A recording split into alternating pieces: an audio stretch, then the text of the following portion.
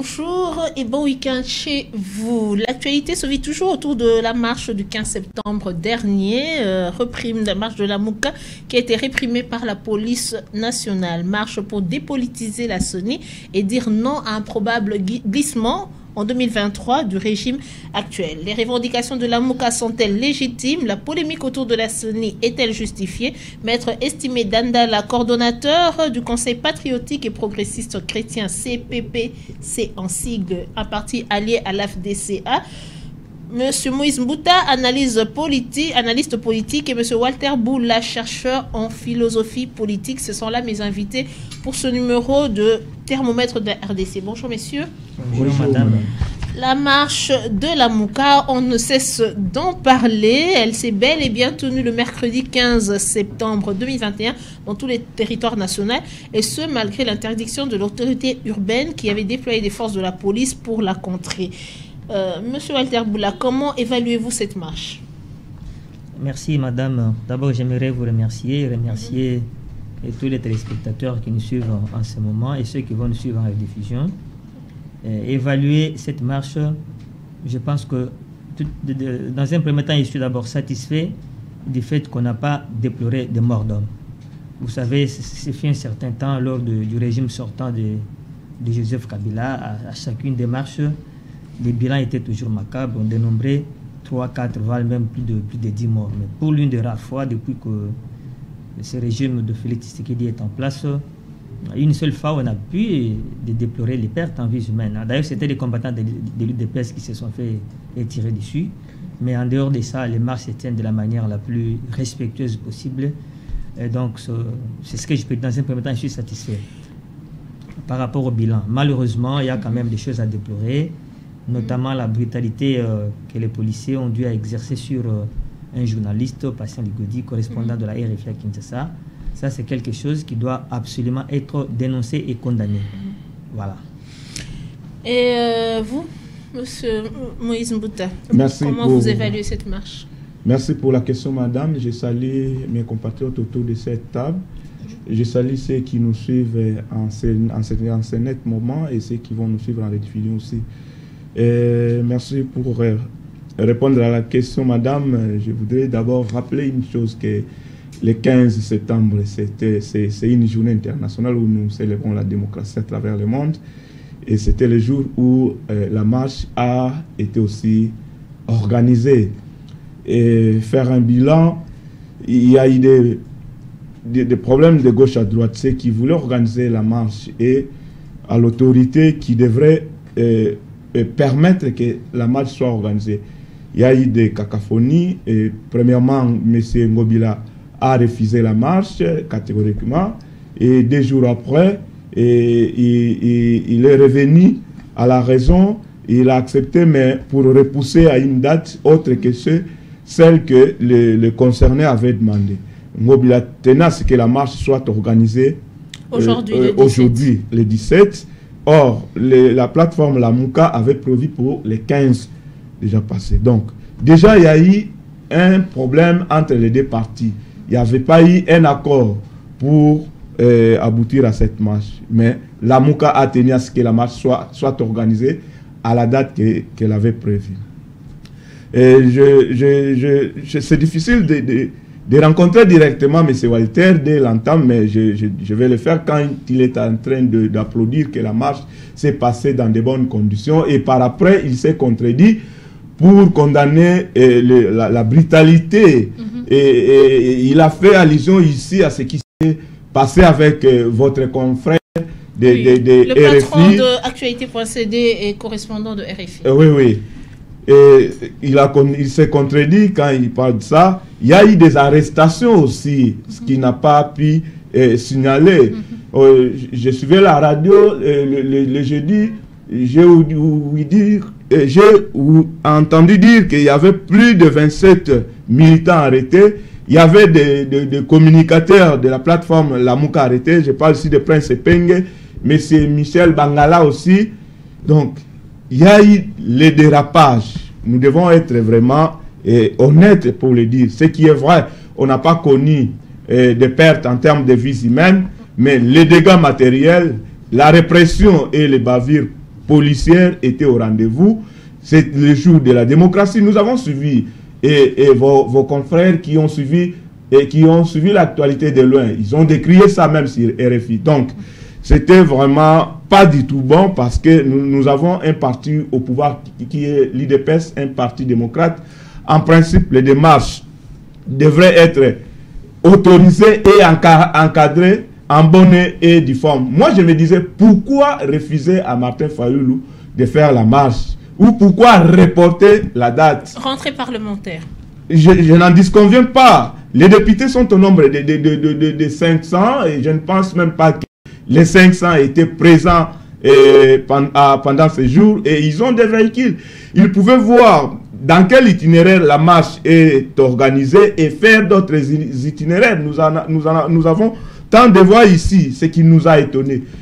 Cela a donné autre connotation, autre force à Fayoulou. Il fallait laisser Fayoulou 15, voire des capables et à ce net moment.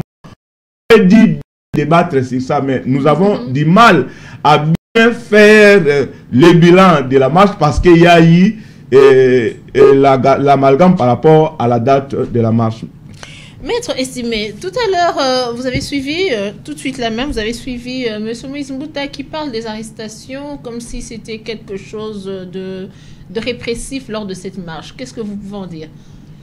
Ce qui est vrai et honnêtement vrai est que la marche de la Mouka a été un fiasco. Et aussi, on doit dire, ce n'était pas seulement la Mouka, c'était la Mouka, Nojek et Ferdinand Kambere qui avaient organisé cette histoire. Et c'était un fiasco.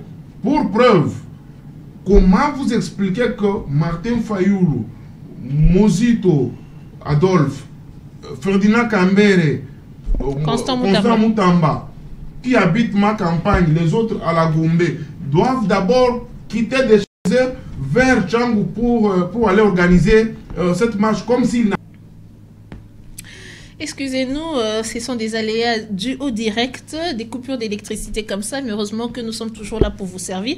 Alors, j'avais passé la parole à Maître Estimé Dandala, à qui je demandais comment est-ce qu'il avait trouvé cette répression de la police vis-à-vis des manifestants. C'est ce que nous étions en train de dire avant coupure, que la marche organisée par Martin Fayoulou, Constant Moutamba et Ferdinand Kambere, c'était un fiasco, c'était l'échec. Comment vous allez nous expliquer que Martin Fayoulou qui habite la Gombe et Adolphe Mozito, Ferdinand Kambere et Constant qui habite ma campagne doivent quitter leurs milieux respectifs, pratiquement non accompagnés par les militants, pour aller à la Tchangou?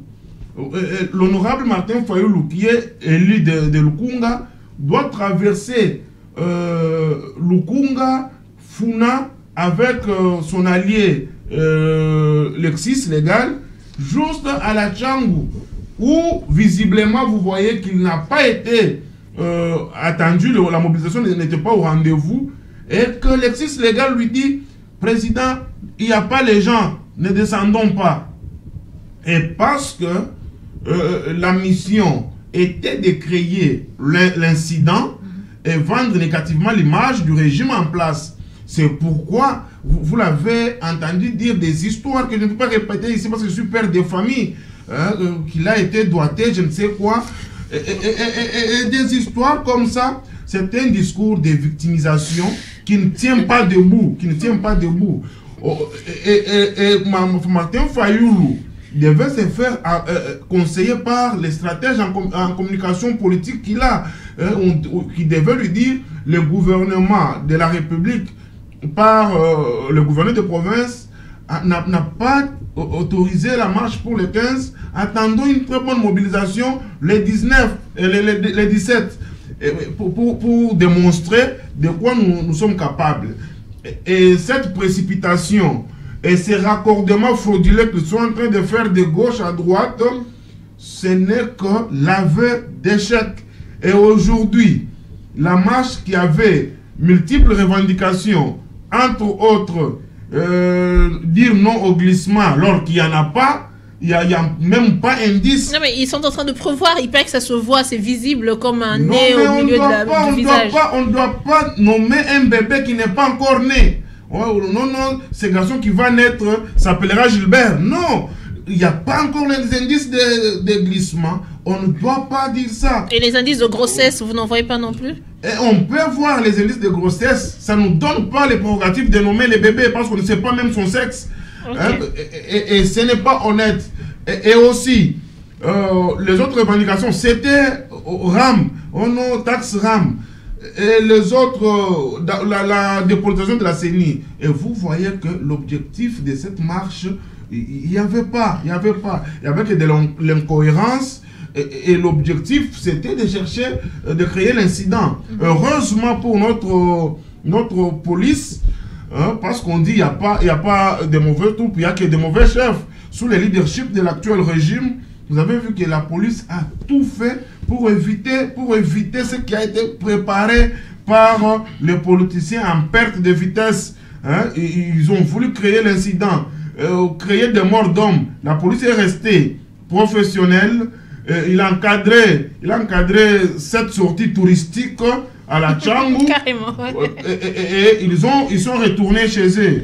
Bien qu'il y a toujours des brebis galets partout, c'est l'occasion pour nous de condamner, hein, même s'il y a récupération politique, même s'il y a épidermisme gestuel, c'est le moment pour nous de condamner la violence corporelle dont a été victime le journaliste qui est même, hein, pour le moment, c'est la star de cette journée. C'est la star de cette journée. Donc il leur a carrément volé la vedette. Il leur a volé la vedette.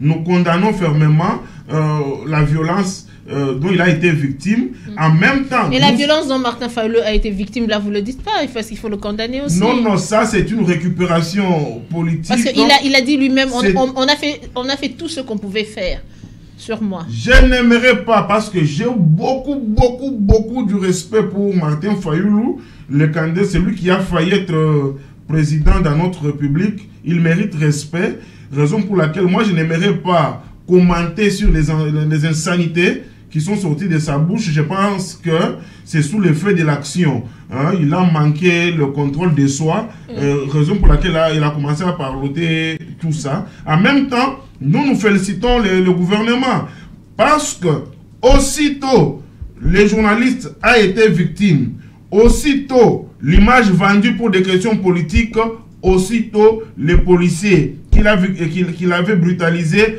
interpellés et doit répondre de ces actes. C'est ce qu'on n'avait jamais vu dans ce pays. Merci beaucoup.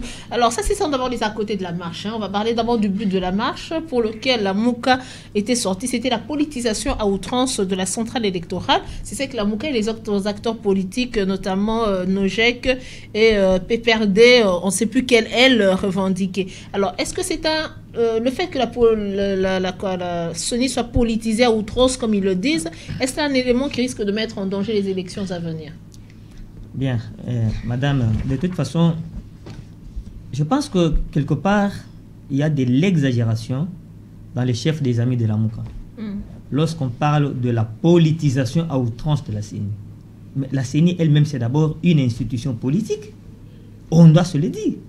Et la manière dont on le dit aujourd'hui, c'est comme si la CENI avait été apolitique et que c'est le régime actuel qui l'a politisé. Ce qui est tout à fait faux. Nous savons tous dans quelles circonstances la CENI a été instituée comme institution dans ce pays. C'est après le dialogue intercongolais de San City qu'on a mis en place ce qu'on appelle les institutions d'appui à la démocratie, notamment la CENI aujourd'hui, qui était CEI à l'époque, ainsi que ce qui était la haute autorité des médias, qui est devenue aujourd'hui... Avec... le mot va me revenir, oui. Oui, oui. Le CESAC. Ah voilà, oui, le CESAC. Le CESAC. Alors, depuis déjà 2006, la CENI était une institution politique et elle restera une institution politique. Donc, le rêve de Martin Fayulu de prétendre appeler à la dépolitisation de la CENI, c'est juste un rêve. Ça va s'arrêter au niveau des rêves parce que ça n'arrivera jamais. Pour revenir sur cette marche, j'ai entendu M. Moïse dire que je m'étais contredit. Je ne me contredis pas. Je ne me contredis pas.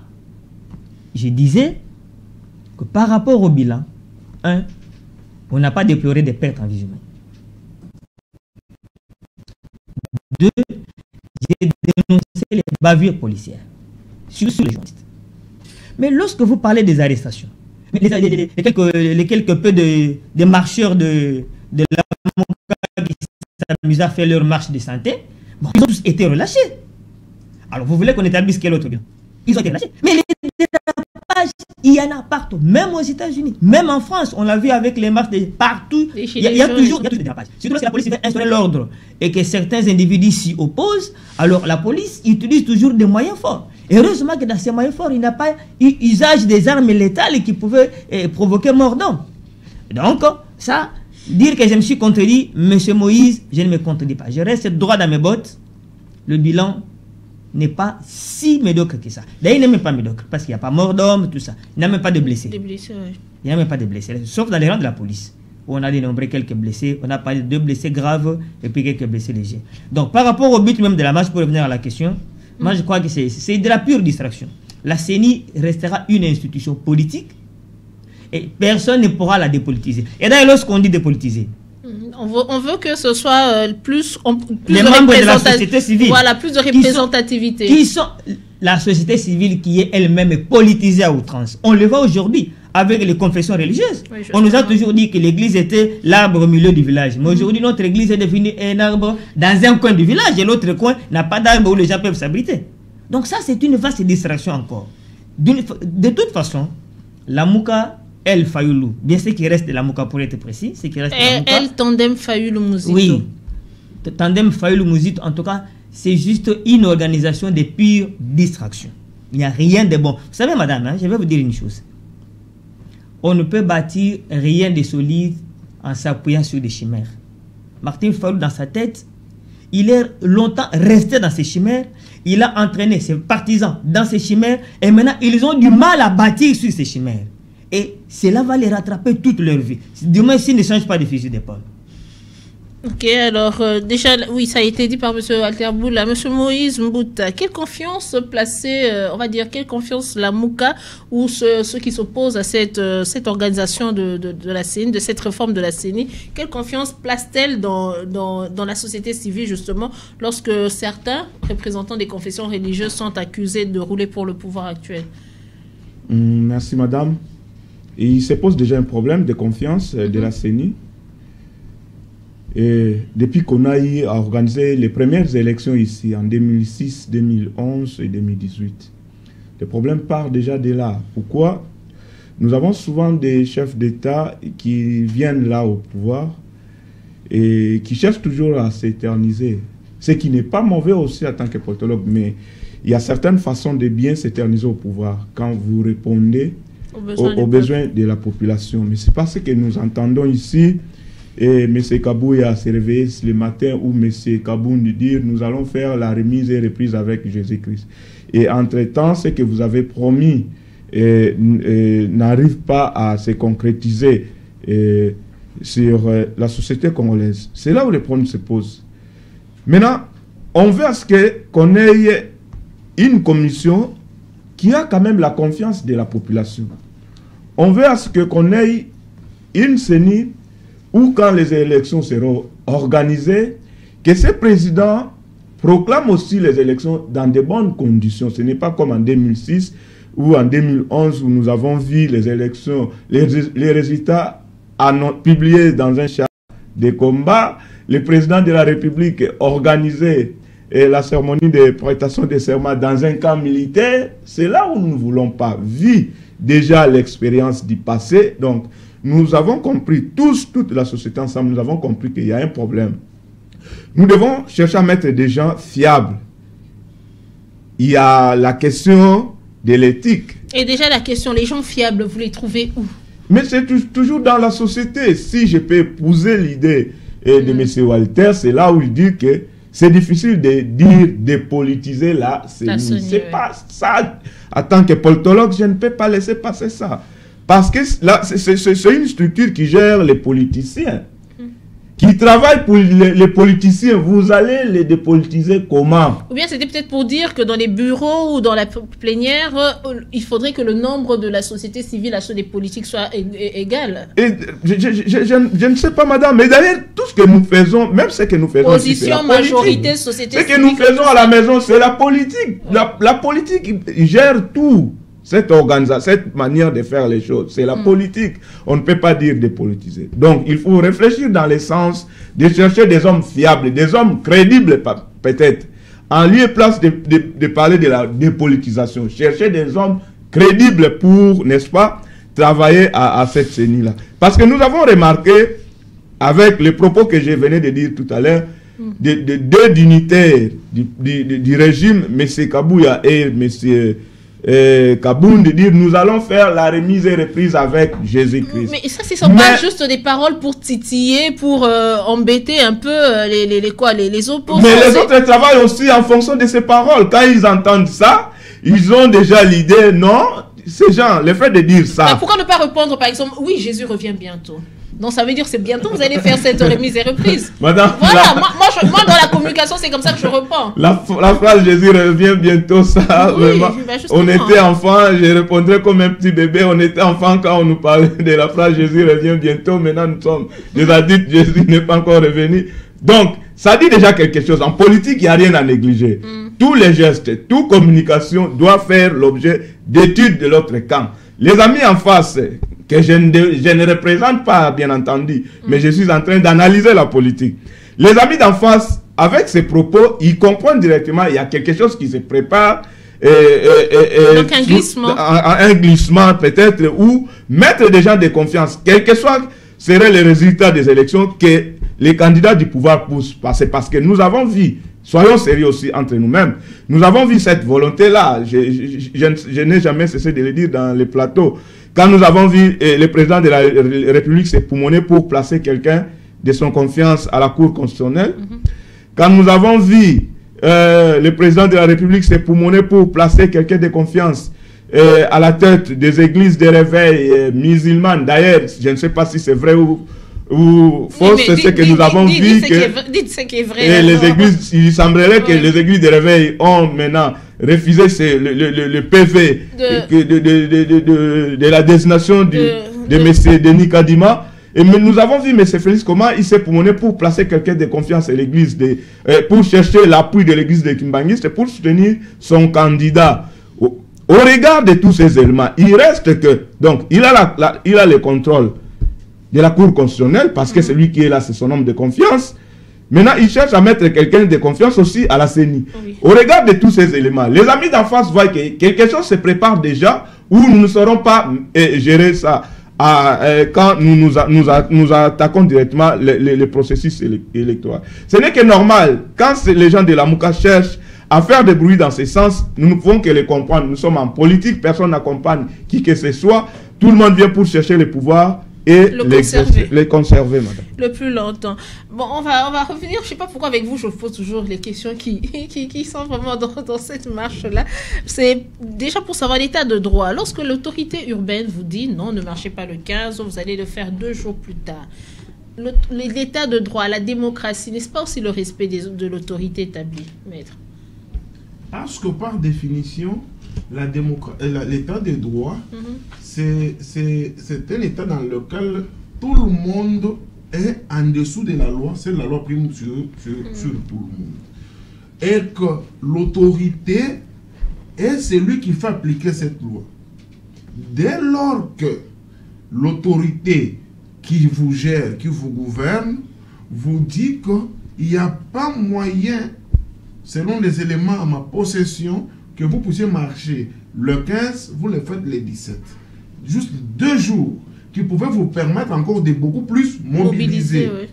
Dès lors que vous ne respectez pas ça, vous ne pouvez jamais vous réclamer démocrate ou réclamer l'état de droit. Sinon, ça serait vouloir quelque chose et son contraire. C'est pourquoi vous avez vu depuis le début de cette histoire de la Mouka, depuis qu'ils étaient ensemble, ils sont partis d'incohérence en incohérence. Parce que la fondation, la base n'est pas solide. Chacun a une vision à respecter, à faire respecter et à vendre. Et ils n'ont pas une vision commune. C'est pourquoi vous avez vu les plus malins d'entre eux, qui étaient Moïse Katumbi et le chairman Jean-Pierre Bemba, ils sont partis. Ils ont dit... Mais ils sont partis pour peut-être revenir, parce que Moïse Katumbi qui dit que si la loi Tchani passe, moi je quitte l'Union sacrée.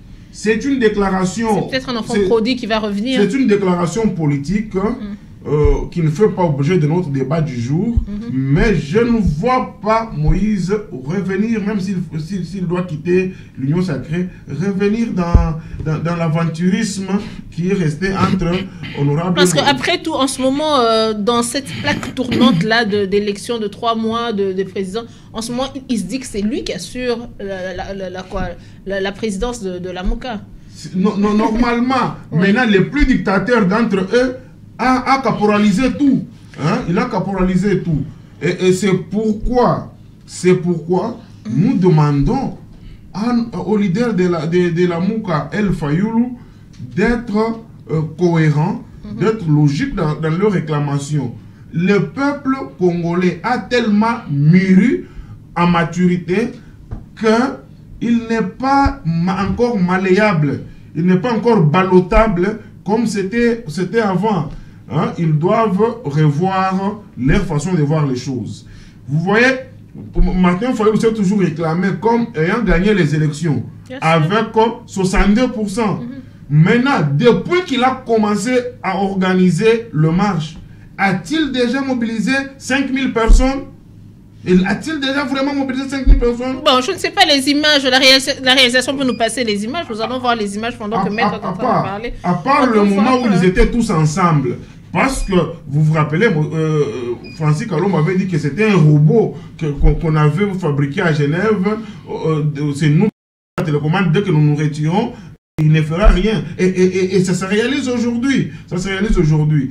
Le peuple a tellement mûri qu'il n'a pas encore envie d'être ballotté. Je ne pouvais pas terminer mon propos sans rencontrer M. Moïse, qui dit qu'il a vu, il a affirmé ici, qu'il a vu le chef de l'État, Félix Tshisekedi, s'est démené de gauche à droite pour imposer quelqu'un de son obédience à la CENI, dans les églises de réveil, à la Cour constitutionnelle, et même, il a même voulu imposer nous imposer quelqu'un de son choix comme femme à la maison. Non, c'est malhonnête. C'est malhonnête. Comment vous pouvez confirmer ça? Vous avez dit ça? Quand vous voyez le président actuel de la Cour constitutionnelle, Maître Kalouba. Maître Kalouba, c'est celui qui s'y connaît. C'est par ses compétences qu'il a été placé. Je n'ai pas douté des compétences de Maître Kalouba. Il n'a pas été placé là-bas comme une marionnette. Peut-être vous ne le connaissez pas bien. Ce n'est pas quelqu'un qu'on peut utiliser comme une marionnette répondant aux télécommandes de X ou Y comme le fait Martin Fayoulou. Il y a certaines langues qui disent qu'il a été remercié. On l'a remercié pour le propos, pour le procès Caméré. Merci pour les compléments. C'est ce que les gens disent. Et ceux qui disent ça n'ont même pas le soubassement de leur dire. Hein? Non pas de soubassement. Pourquoi on devait le remercier pour avoir été avocat conseil de la République? La République, c'est une personne morale qui a sollicité ses services comme avocat parce qu'ils étaient considérés partie civile. Est-ce qu'on doit le remercier pour ça parce qu'il a été payé? Il a touché les honoraires. Doit-il avoir plus que ça? Si tel était le cas, pourquoi le bâtonnier Coco n'a pas été nommé quelque part? Hein? Ce sont les raccordements frauduleux qu'on ne doit pas prêter oreille. Hein? Ce sont les gens en perte de vitesse qui sont en train de dire des choses comme ça. Alors, M. Watambou, les propos de Martin Fayoulou au micro des journalistes, tant national qu'international, parce qu'il faut dire qu'il y avait beaucoup de médias ce jour-là qui étaient présents. On qualifie ces propos d'outranciers envers le chef de l'État. Alors, On va essayer peut-être d'analyser, parce qu'il y a des membres, je suis désolée de constater l'absence de Maître Laurent Tchoumbe, qui est cadre de la MOUCA, qui m'avait dit, ça c'était lors de notre conversation, en aparté, que c'était une communication émotionnelle.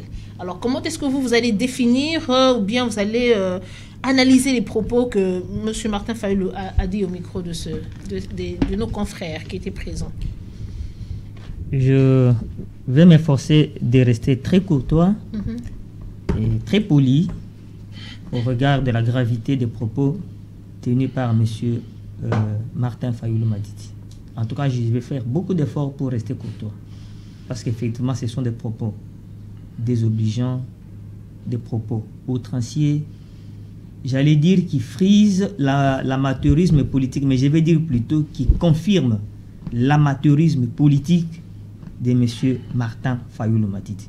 Vous savez, lorsqu'on prétend être un homme d'État, il y a des choses qu'on ne peut pas dire en public, il y a des attitudes qu'on ne peut pas afficher en public. Mais voir un prétendu président élu, et là encore, j'ouvre une parenthèse à dire que sa prétendue élection n'a existé que dans sa tête à lui, et il a communiqué à ceux qui veulent y croire. Parce qu'effectivement, Martin Fayulu Madidi n'a jamais brandi une moindre preuve matérielle de sa prétendue victoire. J'ai à ma droite ici un juriste. Si on avait le temps, on aurait pu s'amuser un peu à étaler les 3 moyens que les avocats de M. Martin Fayulu ont développés devant la haute cour lorsqu'il contestait l'élection de Félix Tshisekedi. Je crois que ça, on pourra le faire une autre fois. Mais pour le moment, pour quelqu'un qui prétend être un homme d'État, tenir des propos pareils, c'est vraiment irresponsable et irrespectueux, je vais dire immoral. Vous savez, je me demande si dans ces pays, il y a un procureur général près la Cour de cassation qui peut suivre les infractions, les rechercher et mettre la main sur les gens qui les commettent. Au regard des propos que Martin Fayulu a tenus avant-hier, moi, procureur général près la Cour de cassation, je l'aurais convoqué. Là, c'est pas encore créer un buzz. Ce n'est pas créer un buzz. Ici, c'est appliquer la loi. Félix Tshisekedi, en dehors de sa casquette du chef de l'État, c'est quand même un citoyen qui mérite respect et honneur et dignité. Un père de famille. Oui, un père de famille. Comme ça, tenir des propos comme je les ai entendus de la bouche de M. Martin Fayulu Madidi, non, il faut quand même qu'on soit sérieux. Il faut quand même qu'on l'appelle, qu'on dise, mais monsieur, venez un peu. Nous avons un chef d'État qui doit être lui-même un modèle, un exemple, parce qu'il est marié. Au regard de ce que vous dites, donnez-nous les preuves. S'il y a des preuves, comme ça, on va les poursuivre. Moi, je voudrais quand même que le procureur général près la Cour de cassation puisse s'occuper de ce dossier qu'il invite M. Martin Fayulu Madidi. Vous savez, nous sommes dans un état de droit. Un état de droit, c'est aussi un état de sanction. C'est-à-dire, les gens qui travaillent bien, qui posent des actes louables, on les encourage. C'est ça une sanction positive. Mais ceux qui enfreignent la loi, ils doivent être sanctionnés négativement. Mais comment est-ce qu'on peut laisser quelqu'un tenir des propos pareils et ça passe inaperçu? Malheureusement. La communication émotionnelle. Malheureusement. Non, ça, bon, vous êtes communicologue plutôt, peut-être que vous nous direz c'est quoi la communication émotionnelle. Mais une fois de plus, rien de cela. Lorsqu'on est un homme d'État, on doit savoir gérer ses émotions. Je vois encore les débats contradictoires entre Nicolas Sarkozy et Ségolène Royal, qui s'est emporté au cours d'un débat, mais son emportement l'a tout simplement disqualifié, et pourtant elle était donnée gagnante de cette élection-là. Malheureusement, M. Martin Fayulu ne comprend pas. Donc, par on peut comprendre que pour vous, il se serait disqualifié. Je l'ai déjà dit dans certains forums, notamment là où nous nous retrouvons là-bas. M. Martin Fayulu est en train de se disqualifier. Vous savez, il n'est pas à sa première bavure dans ce sens. Je crois que c'était en 2019 où il aurait reçu un journaliste français à sa résidence, c'est pas Fadenhauser ou ailleurs, avec qui il s'est entretenu longtemps.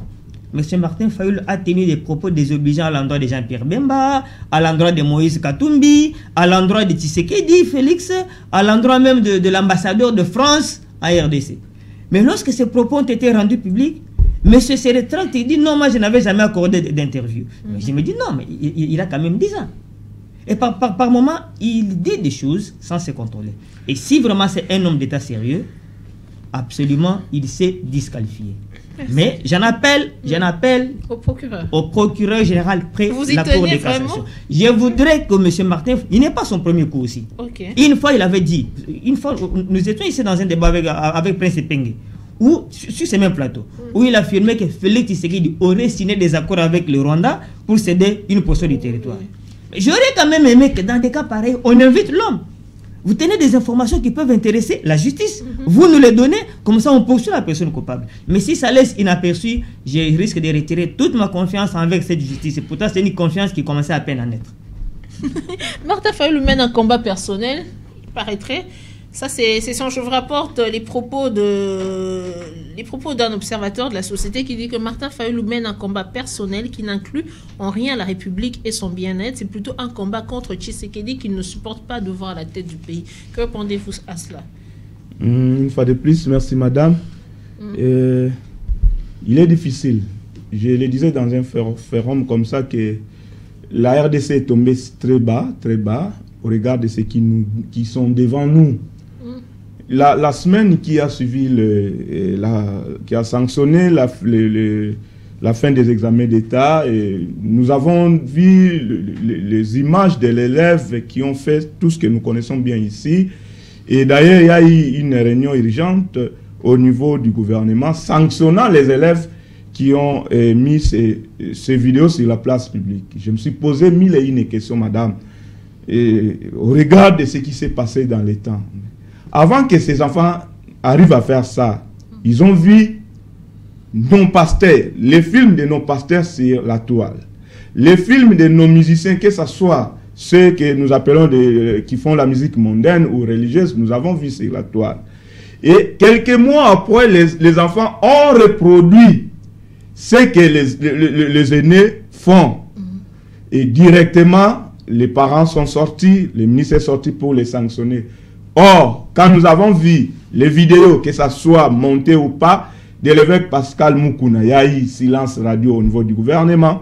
Quand nous avons vu les vidéos de musiciens ici, héritiers d'ailleurs, qu'on a appelé à 0 mètre de la porte de la prison, on l'a appelé pour ne pas qu'il n'entre pas à Makala.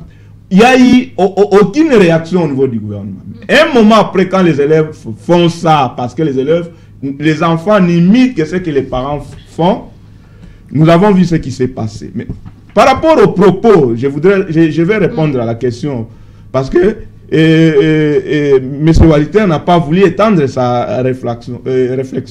Par rapport aux propos, nous avons suivi dans ces pays les dignitaires. Je prends l'exemple de Ramazan Chadari ici. Nous savons tous, avant la campagne électorale de 2011, permettez-moi de le dire,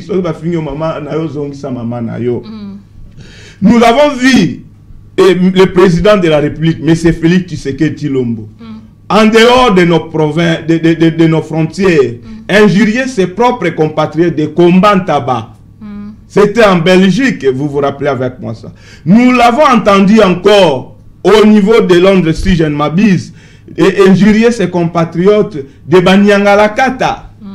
Et les badauds n'en parlons pas quand il parlait à vos confrères, concerts journalistes. Donc, il se pose déjà un problème d'éthique et de morale.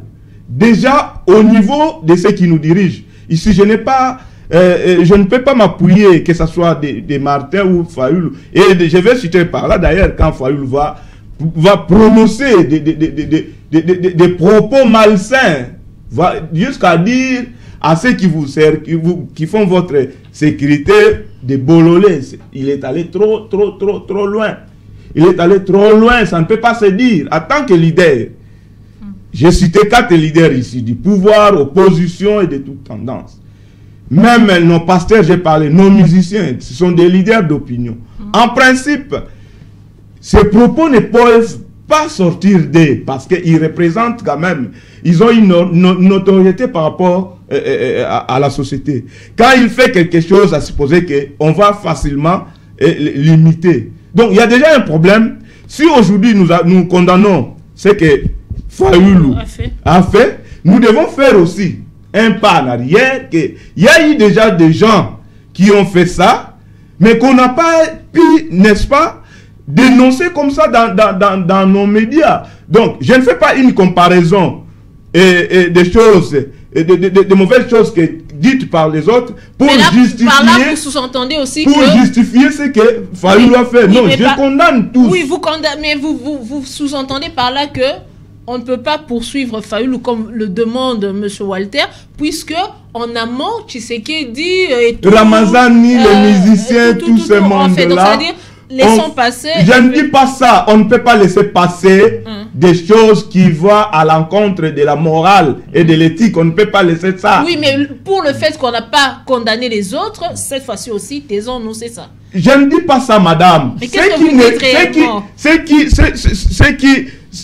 Qui va à l'encontre de l'éthique et de la morale, madame. Je suis un enseignant. Je ne peux pas, ici, sur votre plateau, suivi par beaucoup de gens, dire que nous devons laisser impunis ceux qui ont prononcé des paroles discordantes. Non, je ne dis pas ça. Alors, que dites-vous de la demande C'est son opinion, ça n'engage que lui. Moi, ce que j'ai regretté, que non, Martin n'est pas le seul à le dire, c'est ce que j'ai soulevé. Okay. Il y en a aussi qui avaient dit des paroles qui allaient à l'encontre de la morale et l'éthique. S'il faut sanctionner, il faut voir les deux côtés pour que la justice soit distributive. Alors, maître au regard de la loi va répliquer à vos propos. Et ma question exacte, c'est de savoir, lorsque Félix Tshisekedi s'est adressé aux combattants qu'il a appelés combattants et tout, c'était, on va dire, est-ce que c'était vers une personne précise ou c'était, on va dire, dans la volée comme ça? Ça, je ne sais pas, vous allez nous le dire. Mais au regard des comparaisons que viennent de, disons, des exemples que vient de relever Moïse Mbouta, qu'est-ce qu'il faudrait faire maintenant? Il faut commencer par souligner que la loi, par sa nature, elle est impersonnelle. Oui. Elle ne choisit pas qui frapper. Revenant au propos du président Félix Tshisekedi, quand il a parlé des Kombantaba, d'abord commençons par Kombantaba. Il n'a pas ciblé une personne précise.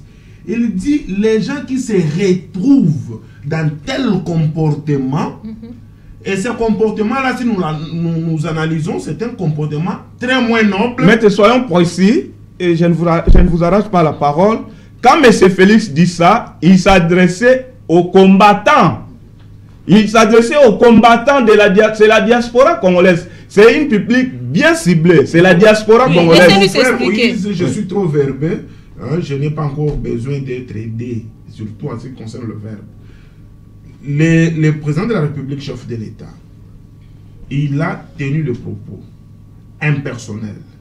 Et il dit, les gens qui se retrouvent dans le combat qui était notre combat noble, parce que lui aussi c'était un ancien combattant, et les gens qui sont sortis de la lignée, en faisant tel comportement, ce sont les combattants. C'est comme pour dire, ce sont les combattants Wayamba, irrationnels. Et quand il parle de Nyangalakata, M. Moïse a dit, le président de la République a traité nos compatriotes de Nyangalakata. Je ne savais pas que Moïse était ougandais. Moi, je ne savais pas que tu étais ougandais. Jusqu'à ce matin, moi, j'étais toujours considéré comme mon frère congolais.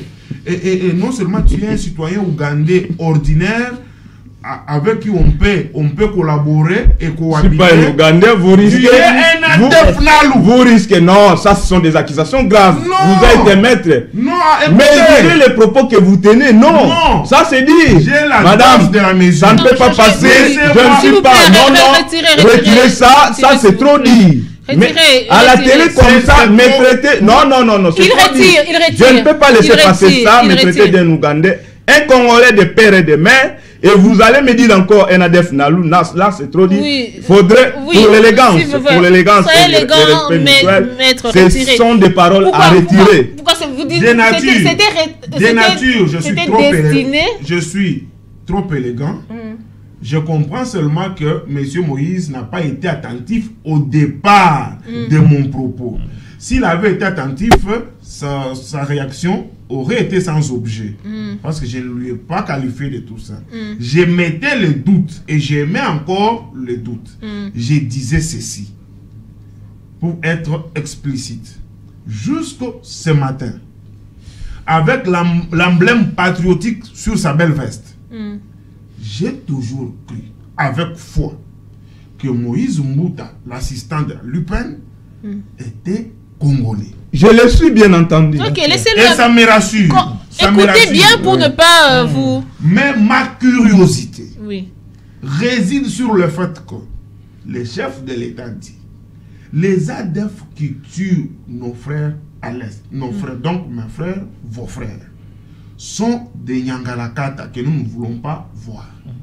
Monsieur Moïse, tout à l'heure, il dit, de sa bouche, il dit, le chef de l'État a qualifié nos compatriotes de Nyangalakata. Il n'avait pas d'information. Et là, je me dis, je me pas pose la question, a-t-il cessé d'être congolais, est-il devenu ougandais, oui ou non?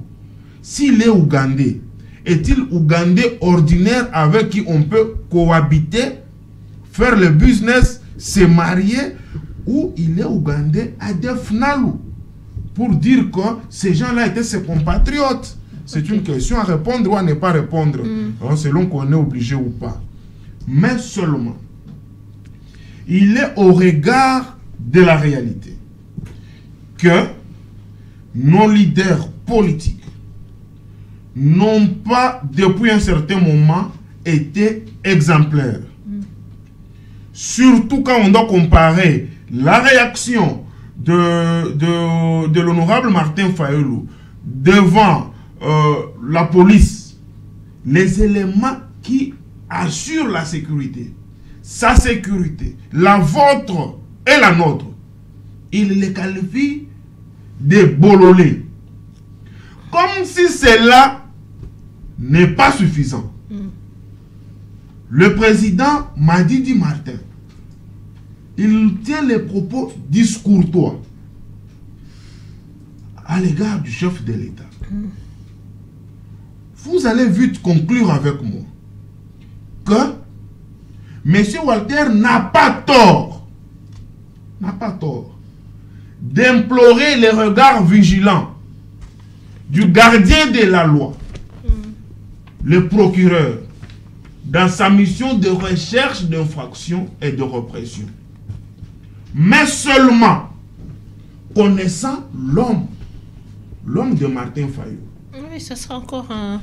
Si vous l'interpellez, ne serait-ce que pour se justifier, pour une dette qu'il aurait contractée au coin, il va dire, crier tout haut, il va se victimiser, crier tout haut que je suis victime de ce gouvernement, l'acharnement judiciaire, avec une justice instrumentalisée.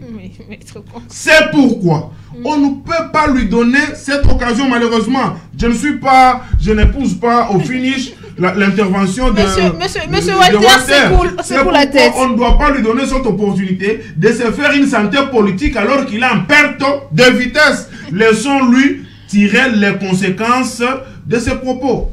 Oui, mais malgré le fait qu'il faut le laisser tirer les conséquences, mais quelque part, il y a des gens qui s'inquiètent maintenant pour la coalition Lamuka, dans laquelle il faut dire quand même qu'il y a des cerveaux. Et on se pose la question, Monsieur Walter Boula, pensez-vous qu'il faut que Martin Fayulu soit le seul dans cette coalition-là à être habilité à représenter Lamuka aux élections présidentielles de 2023, après cette sortie médiatique?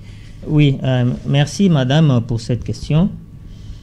Mais je ne peux pas, moi, penser que M. Martin Fayulu m'a dit soit le seul ou pas à prendre la tête de la Mouka. Déjà, la Mouka, c'est un monstre qui a été fabriqué dans les couleurs de Genève et qui devient un monstre incontrôlé dans l'état actuel des choses.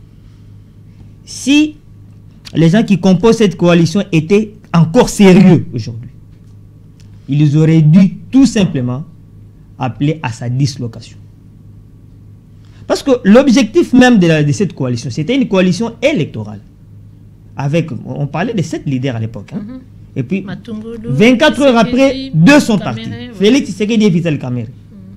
Dans les temps qui suivaient... Félix Tshisekedi, même à qui on reconnaît la paternité de ce mot-là, de cette dénomination Lamuka. Après Tshisekedi et Kamerhe, c'est Freddy Matungulu qui trouve un poste à la BAD qui part. Ensuite, Mboussa Nyamwisi.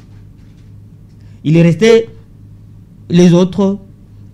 À tout à l'heure, vous venez de faire allusion à la position de Moïse Katumbi et de Bemba.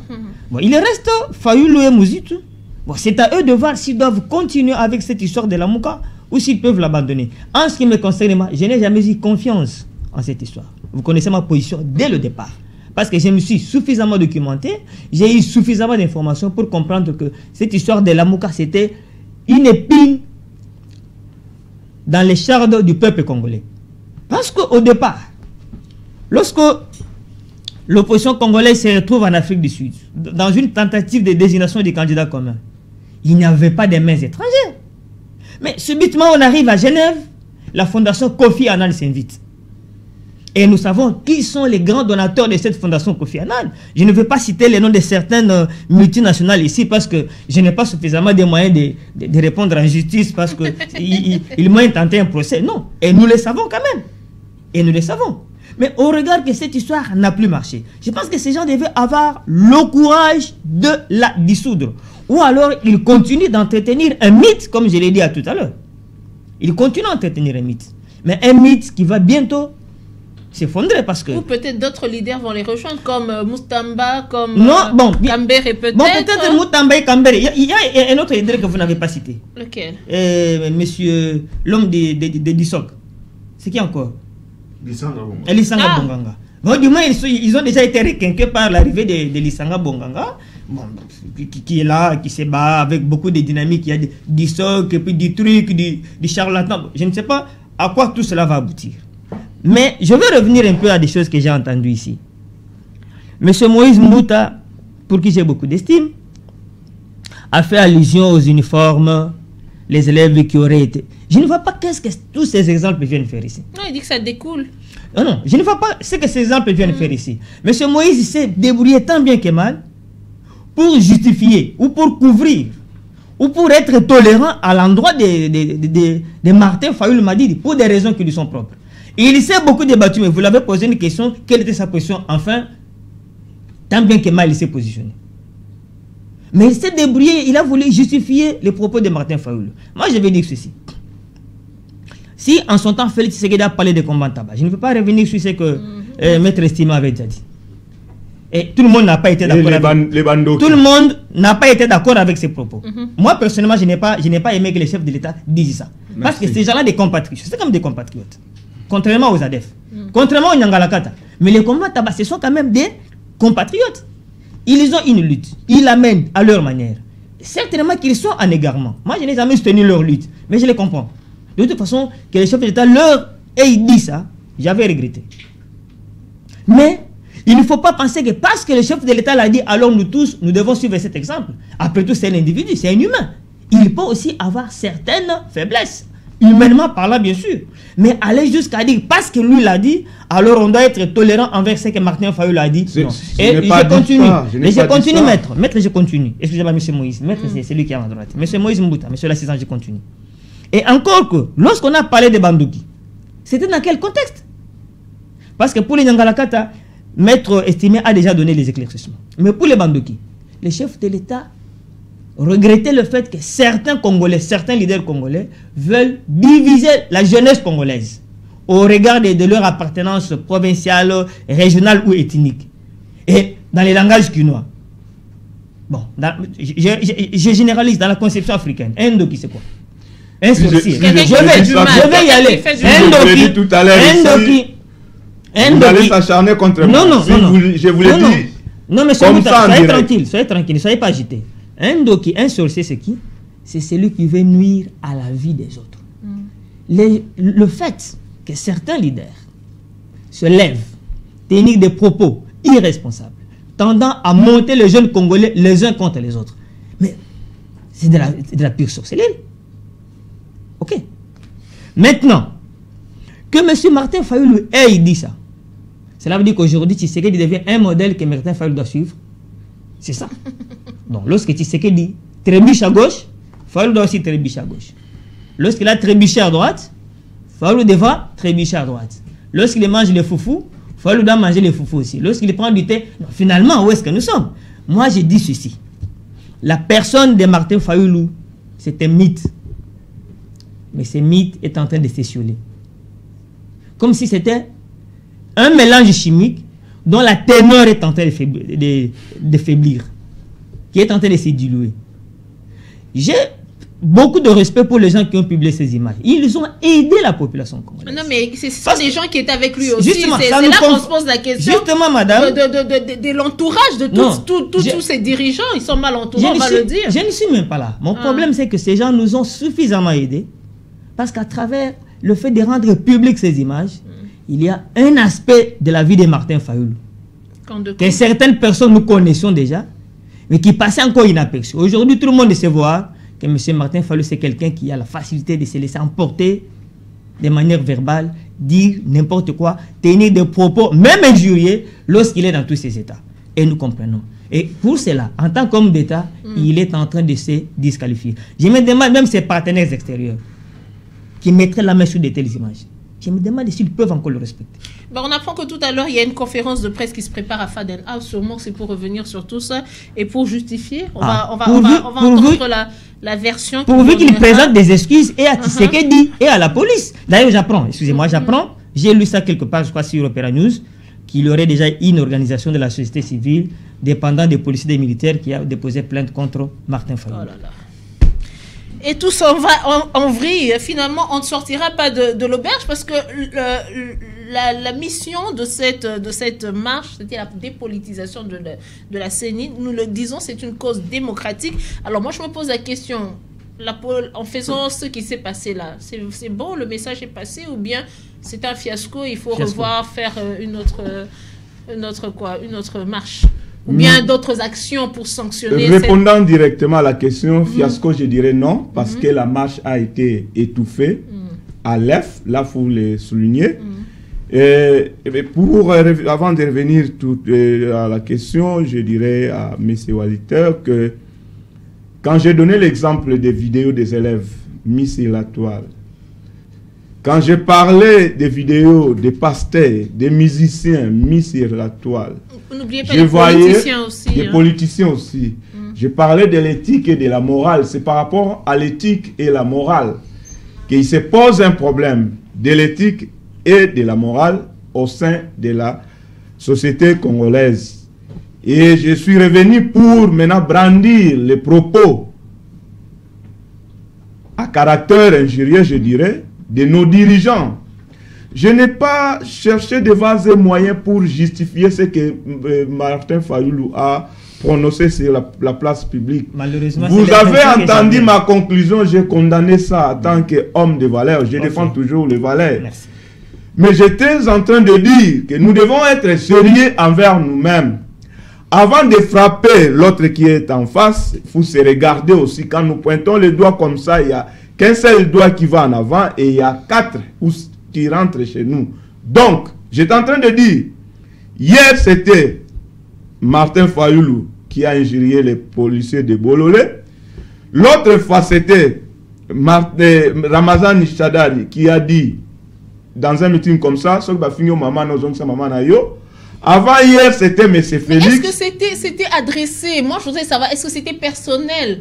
Parce que là, il s'adresse à une foule en disant, quand on insulte votre maman, répondez aussi par la... Lui aussi, c'était comme ça, il s'est adressé à la foule. Si vous suivez la vidéo, il n'y avait pas une personne en face de lui avec qui il échangeait. Là, nous parlons des propos... Aidez-moi à évoluer, madame. Oui, je vous aide à évoluer justement, parce que là, il ne faudrait pas qu'on ait l'impression ici que vous dites une chose et son contraire. Vous dites que vous condamnez, entre-temps, on a l'impression que vous justifiez. Je ne justifie pas, j'essaie... C'est votre point de vue. Moi, je vous dis, par exemple, en disant Bololé, on va voir tout un tas de policiers qui sont là. Ok, il ne s'est pas adressé à un policier, il s'est adressé à la police entière, qu'il a traité d'idiote ou d'imbécile, je ne sais pas ce que ça veut dire, mais en s'adressant au président Félix Tshisekedi, en disant, au lieu, la CPI, la MONUSCO voit, le pouvoir est donné à une personne, je paraphrase, une personne qui voyage beaucoup et qui drague les jeunes filles. Je ne voulais pas le dire sur ce plateau, mais c'est pour vous aider justement, parce que vous avez l'impression d'englober. J'en arrive là. Oui. C'est par rapport à ça que j'étais en train de donner tous ces exemples qui se posent un problème de l'éthique et de morale. Donc, nous devons faire un effort en tant que parents pour aider ces pays, parce que ceux qui sont devant nous, que nous considérons leaders d'opinion, ils ne le sont pas en termes d'exemples, de modèles. Il a pris des repères. Ils se vexent facilement dans des propos qui ne peuvent pas se dire sur la place publique. Et avec comme conséquence, nos enfants les imitent facilement. C'est pourquoi j'ai parlé des vidéos. Nous avons d'abord vu les vidéos des parents et les enfants ont imité les parents. C'est là où j'ai parlé de la morale.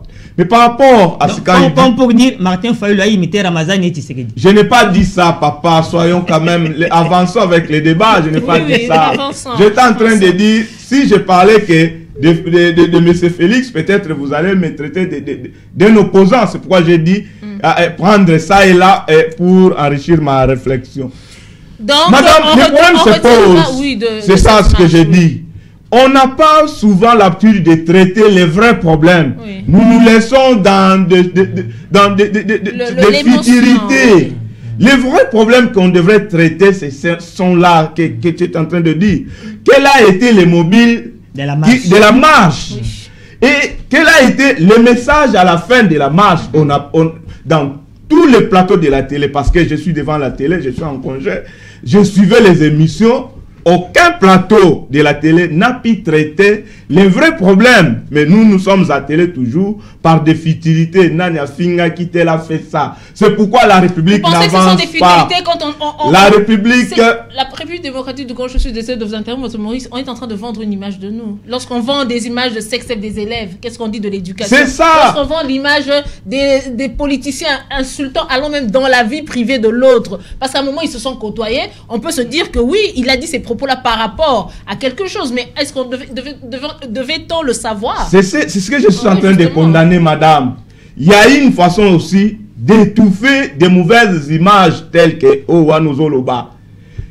Ça ne cadre pas avec la morale. On ne peut pas mettre ça dans les médias. Ne publiez pas, ne parlez pas de ça. Sinon, ça risque d'attirer l'attention des autres.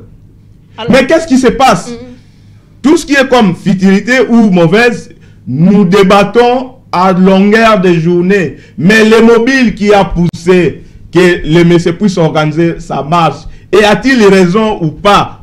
Je n'ai pas encore. C'est la question que je vous ai posée, ça. Je vous ai posé la question. C'est ça, je suis en train de répondre. Oui, vous avez déjà répondu en disant que c'était pas un fiasco, c'était quand même réussi, sauf que ça a été étouffé dans l'œuf. Étouffé dans l'œuf, c'est ça. C'est ça que vous avez répondu. Et alors, nous devons quand même aller de l'avant, quitter ce stade-là de traiter des futilités, traiter les vrais problèmes. Pourquoi il veut organiser la marche? Est-ce qu'il a ce qu'il craint? A-t-il raison que la CENI est en train d'être politisée selon ces termes? Nous devons peut-être traiter de tels sujets ici, madame. Mais M. Moïse nous demande de traiter un sujet dont l'auteur lui-même, lorsqu'il a été devant un parterre de journalistes, n'a pas abordé ça. Vous me donnez la raison quand vous me dites ça, qu'il se pose un problème. Ceux qui sont devant nous, soi-disant leaders, ils ne savent pas ce qu'ils font. Il est venu dans la rue pour parler de la politisation de la CENI. Mais on lui tend les micros à la fin de la marche. Mais il dit des choses outre ce qui était prévu dans son programme de la marche. C'est la communication émotionnelle. Non, c'est pas la communication émotionnelle. C'est ce que nous appelons en politique, c'est le manque. Quand on ne sait pas ce qu'on fait, on ne pouvait que se jeter dans. On va commencer par vous et on va faire le tour de table parce que c'est la fin déjà de l'émission. De tous ceux dont on a parlé sur ce plateau ici, que peuvent retenir les téléspectateurs par rapport à cette marche? Donc c'est là, je vous donne le micro pour vous dire votre vision en gros et peut-être ce qui devrait être fait. Parce qu'aujourd'hui, la Mouka devait marcher aujourd'hui d'après les autorités urbaines. Moi, je pense que c'était une façon pour eux peut-être de récupérer ce qui n'a pas été bien fait et de faire les choses telles qu'elles devaient être faites. Ce que la population devait retenir sur la marche de la Mouka Moutamba Constant, mon confrère. Il n'est pas de la Mouka, il est de l'FCC. Et Ferdinand Kambere, c'est les fiascos, c'est l'échec. Et je suis content que Moïse, en face de moi, mon frère, ait conclu que les leaders de la Mouka, par le fait que l'objectif de la marche était autre. Et quand il était devant la presse, il s'est jeté dans les insultes. Et c'est un leader sans vision. Sans vision. Et il navigue à vue. Et il est en train de vouloir plonger le peuple congolais dans l'obscurantisme lugubre des visions politiques. Parce que, devant la presse, logiquement parlant, il devait communiquer sur la marche, les objectifs, les résultats de la journée et la démarche ou les démarches à venir. Il n'a pas fait ça. Et on doit conclure que c'est un leader sans vision, c'était une marche juste pour la consommation du public et une action épidermiste. Et concluons. Je conseille parce que c'est quand même notre leader, c'est un Congolais, un leader congolais. On est Congolais, moi je ne suis pas Ougandais, je suis Congolais de père et de mère. Je conseille à notre leader et aux autres leaders d'être tolérants, cohérents et avoir l'essence du respect mutuel. Et à Martin Fayoulou, je le conseille aujourd'hui, s'il peut nous suivre ou quelqu'un proche de lui nous suivre, de demander carrément pardon à la police congolaise pour les avoir insultés de bololé et demander pardon au président de la République, chef de l'État, qui du reste est son frère de l'église et son ami, lui demander pardon pour avoir tenu le propos désobligeant à son égard. Merci. Monsieur Tamboula. Bien, merci. Qu'est-ce qu'on retient?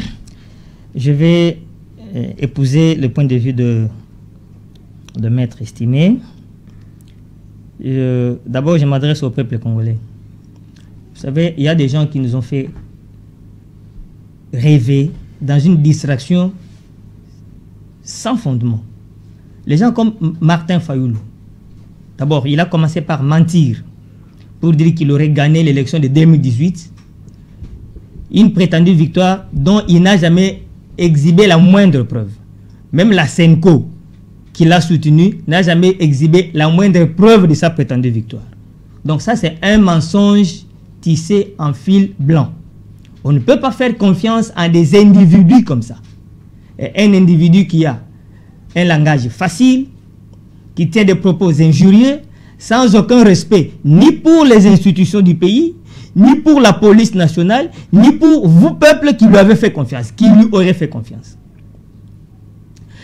Voyez, son allié, Adolphe Muzitu, il a dit des choses qui, dans certains pays, l'auraient déjà disqualifié depuis longtemps. Mais malheureusement, vous continuez à lui faire confiance. Adolphe Muzitu a dit une fois, nous allons créer de l'instabilité pour que les investisseurs ne viennent pas. C'est-à-dire que dans la tête de Muzitu, la présidence de Martin Fayoulou valait plus que le sort, l'avenir du peuple congolais. Et donc, Muzitu et son allié Fayoulou, ce sont des individualistes qui se battent pour leur propre cause, non pas pour la cause du peuple que vous êtes. Quand est-ce qu'ils vont vous appeler, vous peuple? Je fais partie du peuple aussi. Quand est-ce qu'ils vont nous appeler pour marcher contre le RAM? Parce que tout le monde se plaît là-dessus, même si on ne connaît pas tous les scénarios. C'était prévu. Laissez-moi, monsieur Moïse, laissez-moi. Pourquoi vous êtes agité lorsque je parle? Soyez tranquille. Soyez tranquille. Quand est-ce qu'on va marcher contre les RAM? Quand est-ce qu'on va marcher contre les importateurs de produits surgelés qui refusent d'en baisser les prix? Quand est-ce qu'on va marcher contre la cherté de la vie? Mais on ne marche que pour les intérêts personnels et égoïstes, j'allais même dire égotistes, de Fayoulou et de Muzitu. Donc c'est à nous, peuple, de comprendre. Nous devons comprendre que les gens à qui vous faites confiance, voilà, ils vous ont déçu le 15, en tenant des propos injurieux sans honte ni scrupule. Muzitu et Fayoulou vous déçoivent. C'est à vous maintenant de vous chercher d'autres leaders. Je ne vous demande pas de vous râler derrière Tshisekedi, cherchez-vous d'autres leaders. Enfin, j'en appelle au procureur général près la Cour de cassation. À moins que M. Martin Fayoulou présente des excuses publiques à l'égard de la police et du chef de l'État. Sinon, que M. le procureur général près la Cour de cassation s'est saisi de cette affaire, qu'il convoque M. Martin Fayoulou qu'on l'entende. même si ça pourra faire un buzz après. Mais du moins, il n'est pas au-dessus de la loi. Nous sommes dans un état de droit où tous les citoyens sont égaux devant la loi. Voilà mon message. Monsieur Moïse Mbouta, on revient à vous pour votre mot de la fin. Vous vous adressez au peuple. Merci. Vendez-vous. Merci, madame. J'étais là et j'ai eu le privilège de partager ces tableaux avec mes compatriotes en face, en étant un homme de valeurs et de convictions. Et j'ai toujours eu ce courage-là et de dire là où ça marche et là où ça ne marche pas. Donc, quant à la population congolaise qui nous suit à ces moments, je dirais il se pose un problème de valeur. Il se pose un problème de valeur dans notre pays. Et franchement parlant, je ne vois jusque-là aucun, je parle bien, aucun leader qui soit un modèle ou un repère tel qu'a été le papa, le fait Etienne Tshisekedi, le fait président Kasavubu, Lumumba, cette génération-là qui a inspiré beaucoup à faire la politique, à faire ça et là pour le compte du pays, nous n'en avons plus au moment où nous parlons. Nous avons des leaders qui viennent juste pour diviser le pays. Nous voyons aujourd'hui avec la gestion de M. Félix, le tribalisme a monté très haut dans les entreprises et partout on entend parler. D'ailleurs, moi-même j'ai eu, en tant que chercheur en sciences politiques et bonne gouvernance, j'ai eu à écrire un article scientifique sur le tribalisme.